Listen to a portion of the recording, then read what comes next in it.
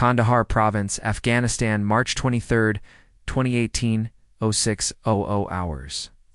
The morning call to prayer had just faded when the first RPG round shattered the main gate of Outpost Bravo. 47 Taliban militants launched a coordinated assault from three sides. The American outpost was completely surrounded. 8 hours of hell began. 12 American soldiers trapped, command communications severed, nearest support 6 hours away. Ammunition at critical levels, wounded soldiers down, and the enemy closing in with each passing minute. And there, in that dark, smoke-filled outpost, behind crumbling walls, stands one woman holding the line, Sergeant Jessica Martinez, 28 years. Old, born in Texas, M4 carbine in her hands, cold determination in her eyes. Behind her, 11 wounded and exhausted soldiers, ahead of her death. First wave, Jessica neutralized 7 Taliban fighters. Second wave, 4 more down. By the third hour, ammunition was running low. Fourth hour, shrapnel pierced her shoulder. Fifth hour, the radio crackled to life. "Bravo, what's your status?" Jessica's response was ice cold and determined. "Position secure, holding." 8 hours later, that outpost would still be standing. 12 soldiers would go home. And Jessica Martinez, with 23 confirmed enemy kills, would become legend among Ranger units. That woman now quietly prepares enchiladas in the small kitchen of Maria's Kitchen in Chicago. Nobody knows where the burn scars on her hands came from. Nobody understands the meaning of that distant look in her eyes. And tonight, until she stops a fight between 2 drunk customers, nobody knows that Jessica Martinez is a living legend. ... Welcome to Human Stories. Before we continue with this incredible tale of hidden heroism and the warriors who walk among us, tell me in the comments, what city are you watching from today? And if you believe these stories of courage deserve to be remembered, hit that subscribe button. Maria's Kitchen had been Jessica Martinez's refuge for exactly 2 years, 3 months, and 16 days. Not that she was obsessively counting, some habits from military life just never fade, and her mind automatically cataloged details that helped her maintain the illusion of control in a world that often felt chaotic. The restaurant sat on a quiet corner in Pilsen, Chicago's vibrant Mexican-American neighborhood. It was small, family-owned. It's a kind of place where regulars knew each other's names and the menu hadn't changed since 1987. Perfect for someone who needed predictability, routine, and most importantly, anonymity. Jessica worked the night shift in the kitchen, 4 p.m. to midnight, 5 days a week. She prepped vegetables with military precision, maintained her station with obsessive cleanliness, and cooked each dish exactly the same way every time. Her coworkers knew her as quiet, reliable, and surprisingly good with a knife, though they attributed that to natural kitchen skills rather than combat training to the staff at Maria's. Jessica was just another veteran trying to find her place in civilian life. Chicago was full of them, men and women who'd served overseas and came home to figure out how to live normal lives. Some talked about their service, others didn't. Jessica fell firmly into the second category. What they didn't know was that Jessica Martinez wasn't just any veteran. She was a former Army Ranger, one of the first women to complete the brutal training program and serve in direct combat roles. What they really didn't know was that she'd become something of a legend in special operations circles, though legends were the last thing Jessica wanted to be. That Friday night started like hundreds of others. The dinner rush was in full swing, orders flowing steadily from the dining room to the kitchen. Jessica moved through her prep work with the focused efficiency of someone who'd learned to perform under pressure. Her hands automatically dicing onions, while her eyes monitored the 3 other cooks working the line. Maria Gonzalez, the restaurant's owner and namesake, bustled between the kitchen and dining room. Her warm personality and business acumen keeping the operation running smoothly. She'd hired Jessica 2 years ago based on references from a veterans placement program, and had never regretted the decision. Jessica was punctual, precise, and never caused drama, exactly what a small restaurant needed. The trouble started around 9 p.m. during the lull between dinner and the late-night crowd. Jessica was breaking down her station, cleaning, cutting boards, and organizing tomorrow's prep list. When she heard voices rising in the dining room through the kitchen's service window, she could see two men at table 12 getting increasingly aggressive with each other. One was a regular Tony Castellanos, a construction worker who came in most Friday nights after work. The other was someone Jessica didn't recognize, younger, wearing expensive clothes that suggested he wasn't from the neighborhood. At first, it looked like typical bar-level posturing. Raised voices, chest puffing, the kind of testosterone-fueled argument that usually ended with someone storming out or getting ejected by management. Jessica had seen it dozens of times in her 2 years at Maria's, but her trained eye caught details that others missed. The stranger's positioning suggested he was carrying concealed. His body language indicated military or law enforcement training. And most concerning, his escalating aggression pattern suggested this wasn't going to end with harsh words. Jessica called out quietly, not taking her eyes off the developing situation. "You might want to think about calling this off." Maria looked through the service window, frowning. "It's just Tony getting loud again. He'll calm down." Jessica watched the stranger's hands move, recognizing the subtle positioning that preceded violence. "No, Maria, this is different. That's when it happened." Tony, frustrated and drunk, shoved the stranger backward. The younger man's response was immediate and trained a defensive stance that confirmed Jessica's suspicions about his background. But instead of de-escalating, he reached toward his waistband. Jessica didn't think. She didn't hesitate. She didn't consider the consequences. 6 years of civilian life disappeared in an instant, replaced by the reflexes that had kept her alive through 5 combat deployments. She vaulted over the kitchen, counter in one fluid motion, crossing the dining room in 3 long strides. Right hand intercepted the stranger's draw, controlling his weapon arm with a grip that made him gasp in pain. Her left hand swept Tony backward, out of the immediate danger zone. "Everybody down." Jessica's voice carried the unmistakable authority of someone accustomed to being obeyed in life-and-death situations. Now, the restaurant's 12 customers and 3 staff members immediately dropped to the floor, responding to something primal. In her tone, the stranger tried to break free from Jessica's grip, but found himself facing someone who'd been trained to neutralize threats much more dangerous than one drunk civilian with a pistol in less than 10 seconds. The stranger was face down on the floor, his weapon secured, and Jessica was scanning the room for additional threats.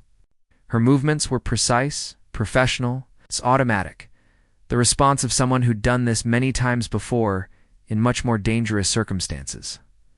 "Jessica." Maria's voice cut through the sudden silence. "What the hell?" That's when Jessica realized what she'd done. For 2 years, she'd successfully maintained her civilian identity, keeping her military past buried beneath the routine of prep work and line cooking.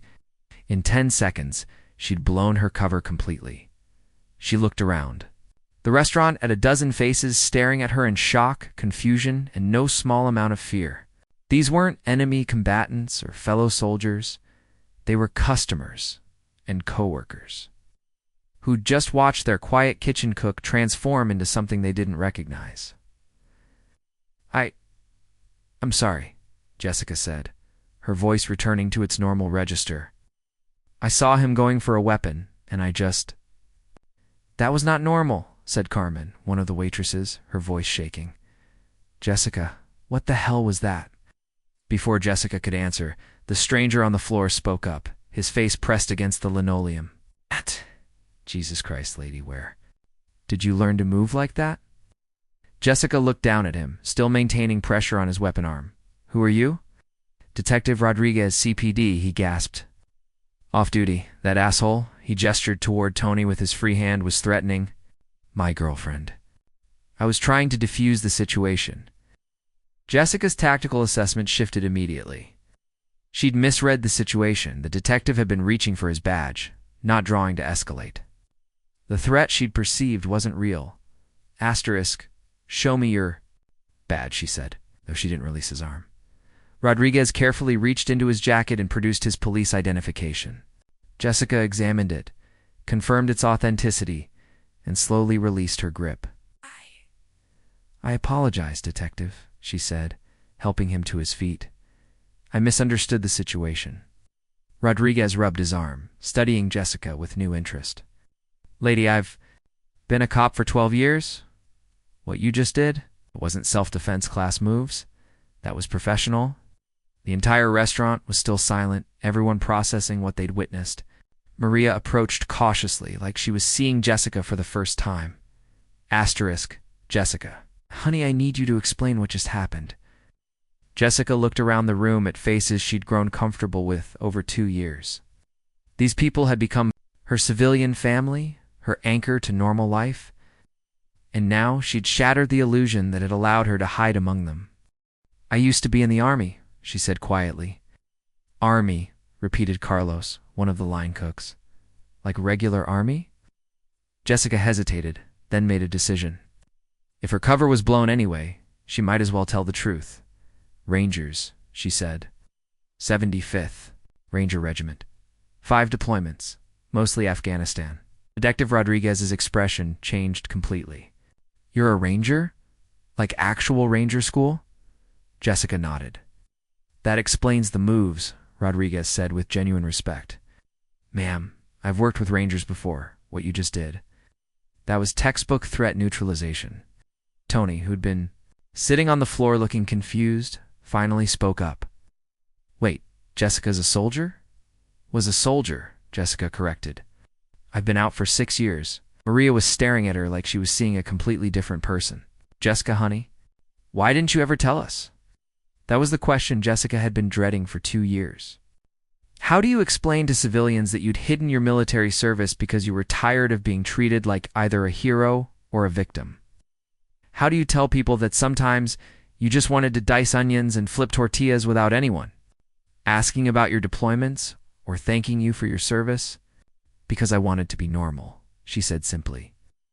I wanted to come to work, do my job, and go home without anyone wondering what I'd seen or done overseas. But you're a ranger, Carmen said, her voice full of awe. That's like ... elite, right? Jessica sighed. Rangers are infantry. We do a job, we come home, we try to move on. Detective Rodriguez was studying her more carefully now. What unit were you with? Might know some guys who served with rangers. 3rd Battalion, Jessica said reluctantly. 3rd Bat, Rodriguez repeated, clearly impressed. You see action? Active. Jessica's expression darkened slightly. Some Rodriguez seemed to sense that this wasn't territory to push into casually. Well, ma'am, for what it's worth, you probably saved me from a lot of paperwork tonight. Even if I was just going for my badge, pulling it in a crowded restaurant could have gone sideways fast. The tension in the room was beginning to ease, but Jessica could feel the weight of a dozen pairs of eyes still studying her. Her carefully constructed civilian life had just been dismantled in 10 seconds of instinctive reaction. Maria approached her, with the expression of someone trying to reconcile 2 completely different versions of the same person. Jessica, honey, I need to ask you something, and I want you to be honest with me. Jessica braced herself for the question she'd been dreading. Are you dangerous? I mean, do I need to worry about you being around my customers? It was a fair question, Jessica realized. She'd just demonstrated that she could neutralize a threat with minimal effort. From a business owner's perspective, that might be concerning.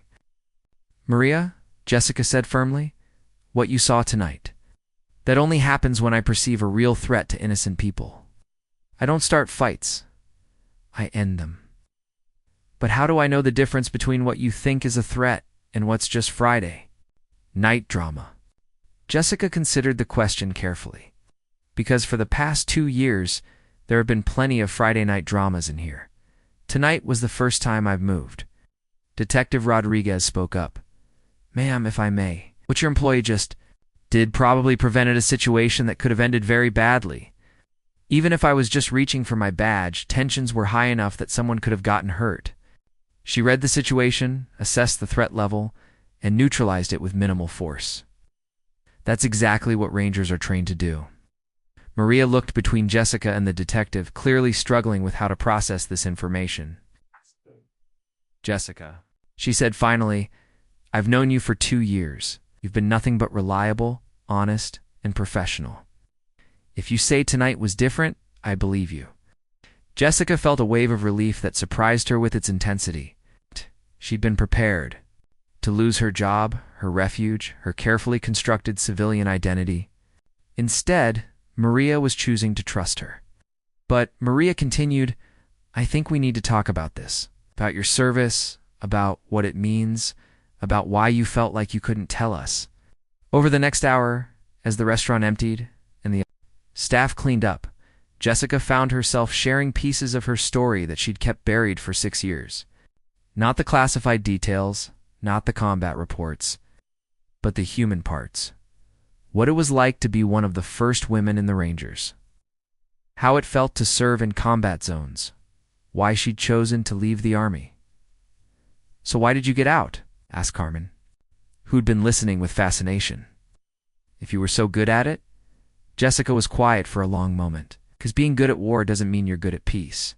And I wanted to find out who I was when I wasn't defined by what I could do with a weapon." "And did you?" Maria asked. "Find out who you are." Jessica looked around the kitchen where she'd spent 2 years rebuilding herself. "I thought I had. I liked being just Jessica the cook. No rank, no medals, no one expecting me to be anything other than someone who showed up on time and made good food. But you're still that person," Maria said gently. "Tonight doesn't change that. You're still the same Jessica who's worked here for 2 years. You just have more layers than we knew about." Detective Rodriguez, who'd been listening quietly, spoke up. "If you don't mind me asking, what was your last deployment like?" "I ask because, well, the way you moved tonight, I was someone who's seen serious action." Jessica's expression grew distant. "Kandahar Province. 2018. Not my first rodeo, but probably the one that convinced me it was time to come home." "What happened?" Jessica was quiet for so long that it seemed like she wouldn't answer. Finally, she said, "Our outpost got overrun.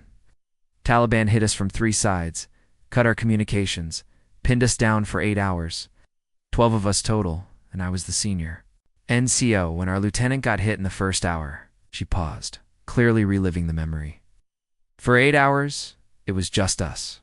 No air support, no reinforcements, just holding position and hoping we'd last long enough for help to arrive." "Jesus," Carmen whispered. 8 hours? I've never been so scared in my life," Jessica admitted. "Not for myself, but for my guys. 11 soldiers looking to me to get them home, and for most of that day I wasn't sure I could do it." "But you did," Rodriguez said. "It wasn't a question. We all did. Every one of my soldiers made it home. But after that day, and I realized I'd given everything I had to give. I'd spent 8 years in the Rangers, 5 deployments, and I was done. I wanted to find out what Jessica Martinez was like when she wasn't responsible for keeping other people alive." Maria reached over and squeezed Jessica's hand. "And what did you find out?" Jessica smiled for the first time since the incident. "That I make pretty good enchiladas." The laughter that followed broke the remaining tension in the room. These people weren't going to treat her differently because of her service. They weren't going to make her into a hero or a victim. They were just going to let her be Jessica the cook, who happened to have an extraordinary past. "So what happens now?" asked Carlos. Jessica looked around at the faces of people who'd become her civilian family. "Now I go back to making enchiladas. And hopefully, we don't have any more Friday night incidents that require professional intervention." "But if we do?" Maria asked with a slight smile. "If we do," Jessica said, "you'll know exactly who to call." Detective Rodriguez stood up, preparing to leave. "Ms. Martinez, I want to thank you again for tonight, and I want you to know, what you did over there, keeping those soldiers safe, that matters. But what you're doing here, building a normal life, contributing to your community, ... that matters too." As Rodriguez left and the last of the cleanup was finished, Jessica found herself sitting alone with Maria in the quiet restaurant. "You know," Maria said, "I always wondered about those scars on your hands, and why you never flinched when the stove popped or when someone dropped a pan. Makes sense now. Does it change anything?" Jessica asked. "Knowing what you know now?" Maria considered the question carefully. "It changes how I understand you. But it doesn't change who you are here in this kitchen. You're still the woman who shows up every day, does excellent work, and treats everyone with respect. You're just More interesting than I realized. Day sat in comfortable silence for a moment. Jessica Maria said finally, I want you to know that you don't have to hide anymore. Not here. You can be all of who you are. The ranger and the cook. The soldier and the civilian. This is your family now, and families accept all of each other. For the first time in 6 years, Jessica felt like she could finally stop running from her past. She didn't have to choose between being the warrior she'd been and the woman she was becoming. She could be both. Thank you, she said quietly, for understanding. For not making this into something bigger than it needs to be. That's what family does, Maria replied. We accept each other's complicated histories and focus on building something good together. The next week, a small article appeared in the local paper about a disturbance at Maria's kitchen that was quickly resolved by staff. Detective Rodriguez had kept the details minimal, respecting Jessica's privacy. But word spread quietly through the neighborhood that the woman in the kitchen at Maria's was someone special. It's not in a way that made her a curiosity or a celebrity, but in a way that made people feel a little safer knowing she was there. Jessica continued working her shifts, preparing food with the same precision and care she always had. But something had changed. She no longer felt like she was hiding. She was simply living, all of herself, integrated and whole. And sometimes, very rarely, when someone asked about her scars or her past, she'd share a piece of her story. Not because she felt obligated to, but because she'd learned that hiding who you'd been didn't help you become who you wanted to be. Staff Sergeant Jessica Martinez had spent 8 years protecting soldiers in combat zones around the world. Now, she spent her days feeding families in a Chicago neighborhood, using the same attention to detail and commitment to excellence that had once kept people alive in Afghanistan. Both versions of service mattered. Both versions of Jessica were real, and finally, she didn't have to choose between them. Sometimes the greatest victory isn't winning the battle. It's finding peace when the war is over.